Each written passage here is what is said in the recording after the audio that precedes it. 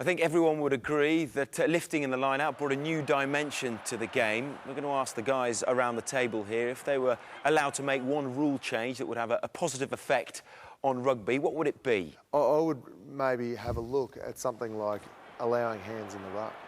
You know, at the moment, it's so dicey what happens in a ruck. Okay, take some interpretation out of it.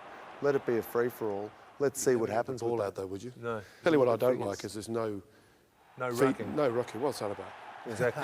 You play the All Blacks and you don't come off with a bit, you go into the training room, take your shirt off and there's a few stripes on there. What's that about? Well, that's why he's encouraging it, because he's never in a ruck. In South Africa, we've had some experiments done last year with... And you were right in the middle of it. If he is, he's right in the bottom. middle there, getting rucked and kicked and all of that, yeah.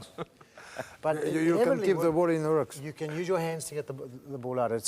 And you can keep as well the ball if you are... No, I don't think you can hold it on the ground. I disagree with that. I reckon that'll actually slow it down. Well, what happened is it committed more numbers to the ruck and there was a little bit more space out wide, which encouraged teams to clear it from the rucks quicker and play the game a bit more. And they found it didn't actually slow the ball down because teams learned how to get rid of it quickly. Okay. So they actually laid it back, they rolled it out, they did everything to get the ball out quicker. I think, you know, I think the game was a spectacle and the game certainly to play has improved massively. But one of the things with people talking about depowering mauls is it doesn't make the game more open because you sometimes line up, you've got 13 defenders. Anything that gets people into the breakdown creates more space for guys who can play to play, and guys who can maul, we can maul.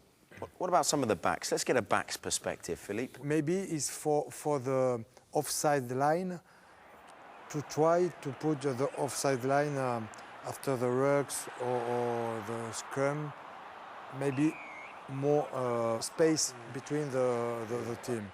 The one area I think the refs need to just change their policy in terms of blowing the game is when someone takes a tap penalty and plays quickly.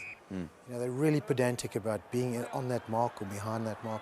I think you should be able to just tap and go from within some close vicinity and really speed the game up. That would be the one change I would make. So there we go, plenty of suggestions, but do you agree with the experts?